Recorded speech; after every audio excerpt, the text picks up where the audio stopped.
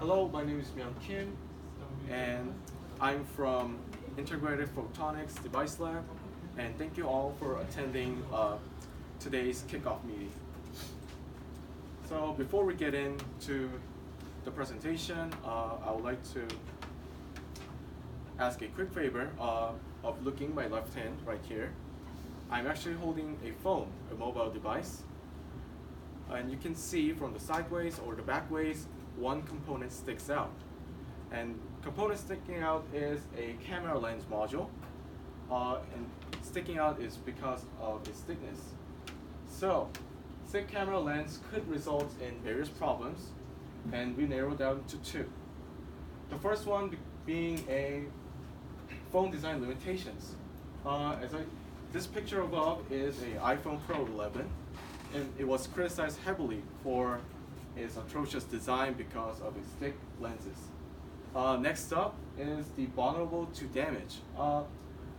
Because it's the only component sticking out, it might be easier to become damaged. So if you look at this picture right here, it actually lens is fractured because of its thick lens. So a thinner camera module is needed, and that's when we decided our first objective to be a thin lens design while maintaining performance. Moving on to our second objective. Our second objective revolves around LFDs, light field displays to be exact. LFDs might be an unfamiliar subject, but let me explain. To put it simply, LFDs, we use a light field to display something. So light fields has many parameters while describing an object. And the more detailed the object is, the more we can display on to the viewer. So the more detailed image results in a three-dimensional imagery.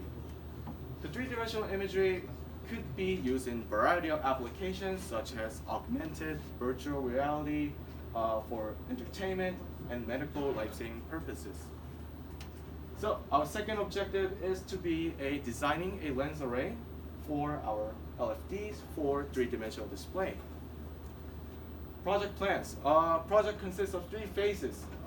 First phase becoming the foundation work of our research, such as studying our given materials and utilizing our two software tools such as Zemax for lens design and MATLAB for ray tracing.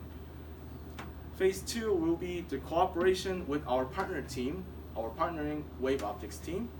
Cooperation meaning we'll gather around and share our respective information, us being geometric, them being wave optics.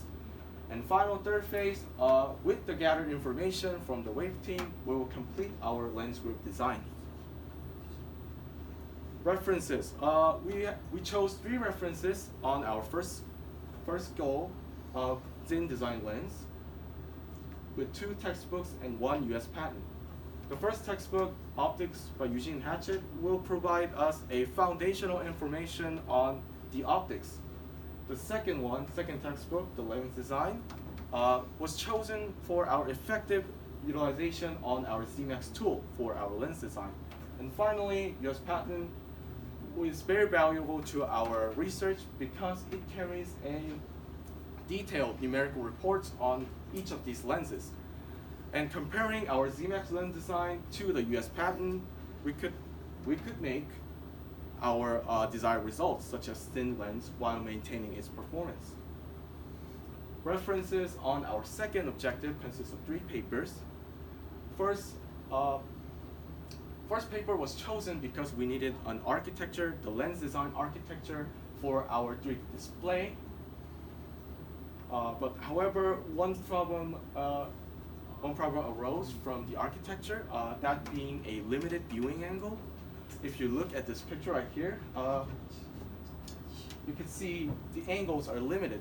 So a limited angle of the 3D display is not very good. In order to counter that, we chose the second paper for our wide viewing angle.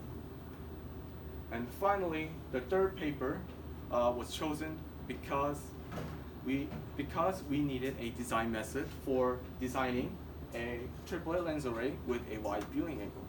And this paper states that utilizing geometric and wave optics, we could achieve our desired design. Okay, final slide, team plans.